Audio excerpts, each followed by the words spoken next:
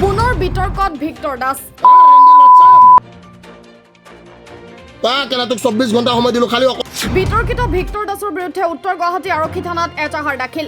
উত্তৰ গুৱাহাটী বিজেপি কৰ্মীয়ে দাখিল কৰিলে এজাহাৰ। সামাজিক মাধ্যম যোগে মুখ্যমন্ত্ৰী ডক্টৰ হিমন্ত বিশ্ব শৰ্মাক অশ্লীল গালি গালাজেৰে কৰিছিল অশালীন মন্তব্য।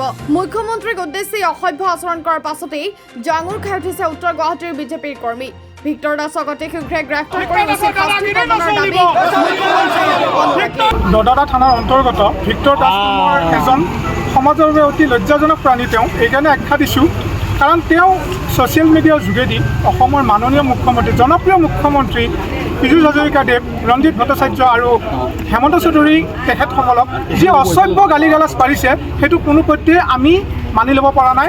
আৰু অসমৰ প্ৰতিজন ব্যক্তিৰে হৃদয়ত হিমন্ত বিশ্ব আছে আৰু তেওঁৰ বিষয়ে যেতিয়া এনেকুৱা ধৰণৰ মন্তব্য তেওঁ দিব, গতিকে তেওঁক আমি ক্ষমা কৰাটো বিচৰা নাই।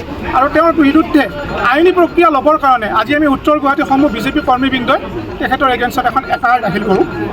ইয়াৰ লগতে মুছলমান সম্প্ৰদায়ক তেওঁ একচুৱেলি চাবলৈ গ'লে তেওঁ এটা এয়া কৰিছে, সেৱা কৰিছে। কাৰণ তেওঁ এজন মদ খাই লৈ তেওঁ যেতিয়া মুছলমান ধৰ্ম গ্ৰহণ কৰিম বুলি কৈছে, এজন মদাহী মানুহ কেনেকৈ মুছলমান হ'ব পাৰে? প্ৰকৃত মানুহ এজনটো কেতিয়াও মুছলমান মানুহ এজনে কেতিয়াও মদপান নকৰে। গতিকে তেওঁ মুছলমান সমাজক, হিন্দু সমাজৰ লগতে মুছলমান সমাজকো তেওঁ অতি লজ্জানত কৰিছে। সেয়েহে তেওঁ কঠোৰৰ পৰা কঠোৰতম শাস্তি দিব লাগে। আৰু ছ'চিয়েল মিডিয়াত যাতে এনেকুৱা ধৰণৰ কোনোবা ধৰণৰ পোষ্ট যদি দিয়ে, চৰকাৰে এইবিলাক লগে লগে বন্ধ কৰিব লাগে যাতে এইবিলাক বিগ বাষ্প নিবিয়পায়। আৰু ইয়াৰ উপৰিও আমি মুখ্যমন্ত্ৰী মহোদয়কো অনুৰোধ জনাইছোঁ যাতে অতি শীঘ্ৰে তেওঁৰ এগেইনষ্টত আটাইতকৈ দৃষ্টান্তমূলক শাস্তি দি তেখেতক গ্ৰেপ্তাৰ কৰি জেল হাজতলৈ প্ৰেৰণ কৰিব।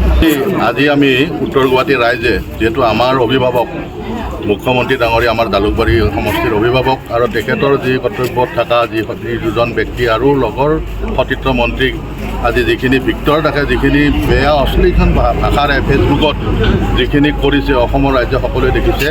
এনেকুৱা ব্যক্তিৰ কাৰণে আমি সচেতন ৰাইজ আমি ওলাই আহিছোঁ। ওলাই আহি আজি ভিক্টৰ দাসৰ এৰেষ্টৰ দাবী জনাই আমি উত্তৰ গুৱাহাটী থানাত এখন এজাহাৰ দাখিল কৰিছোঁ।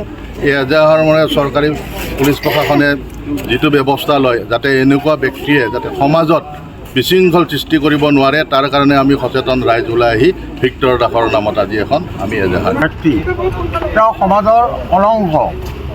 তেওঁ যিখিনি কথা যোৱা কালি পৰহিদিনাখন দিছে ফেচবুকৰ জৰিয়তে, আমাৰ মাননীয় মুখ্যমন্ত্ৰী তথা তেখেতৰ লগৰ সহযোগী মন্ত্ৰীসকলক যি ধৰণৰ অভব্য ধৰণৰ আচৰণ কৰি বক্তব্য ৰাখিছে, সেয়া সুস্থ মানুহৰ কেতিয়াও বক্তব্য হ'ব নোৱাৰে। তেখেতে সমাজৰ পৰাটো বৰ্জন কৰিবলৈ আমি আহ্বান জনামেই। লগে লগে আমি চৰকাৰ পুলিচ প্ৰশাসনক অনুৰোধ জনাওঁ তেখেতক যেন লগে লগে এৰেষ্ট কৰে। আৰু লগে লগে এৰেষ্ট কৰাই নহয়, তেওঁক 3rd ডিগ্ৰী পৰ্যন্ত দি ইলেক্ট্ৰিক শ্বক দি তেখেতক এনেকুৱা শাস্তি দিয়ে যেন ভৱিষ্যতে তেখেতে এনেকুৱা কোনো কথা ক'বলৈ সাহস কৰিব নোৱাৰে বা অন্তৰৰ পৰা ওলাবই নোৱাৰে। এনেকুৱা শাস্তি দিবলৈ